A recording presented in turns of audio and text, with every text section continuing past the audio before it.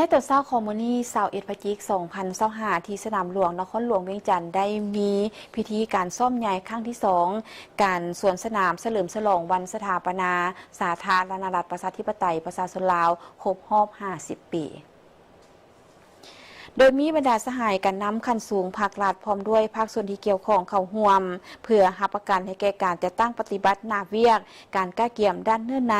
กำลังพลเข้าร่วมเครื่องอุปกรณ์การประกอบวิธีการวาระดำเนินการจัดตั้งงานโฮมสุมนุมและการจัดตั้งฮัดเอฟสวนสนามเฉลิมฉลองวันสถาปนาสาธารณรัฐประชาธิปไตยประชาชนลาวครบรอบ50 ปีให้เป็นเอกภาพมีเนื้อใน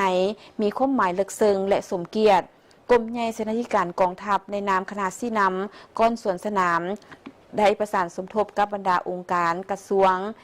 งป้องกันความสงบกรมกองกำลังหลวงและกำลังท้องถิ่นสร้างแผนการจัดตั้งซ่อมใหญ่ครั้งที่2ทดลอง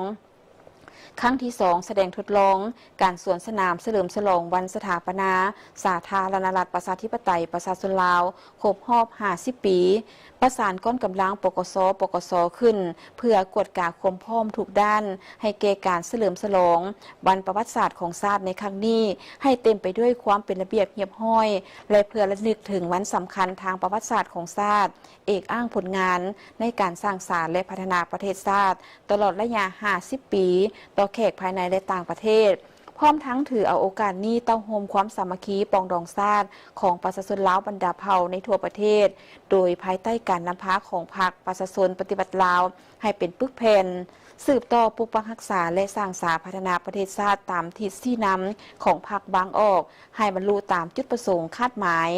หลังจากสำเร็จการแสดงบรรดาการนำก็ได้แสดงความสมเสยถึงความอดทนพยายามของทุกสหายที่พยายามปรับปรุงบอนที่ยังคงค้างพร้อมทั้งเน้นนักให้บรรดาคณะรับผิดชอบแต่ละก้อนกำลังสืบต่อเอาใจใส่หลายอย่างโดยเฉพาะแมนจังหวะท่าทีต่างๆระยะห่างแต่ละก้อนระดับการยกแขนขาต้องสูงต่ำเสมอกันเสียงเสพกับเสียงภาค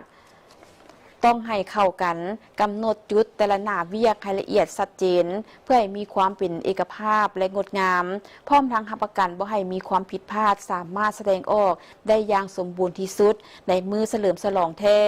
และการซ่อมใหญ่เดือนสวนสนามเพื่อเฉลิมฉลองวันสถาปนาสาธารณรัฐประชาธิปไตยประชาชนลาวครบรอบ50 ปียังจะได้สืบต่อฝึกซ่อมใหญ่และทดลองตื่มอีก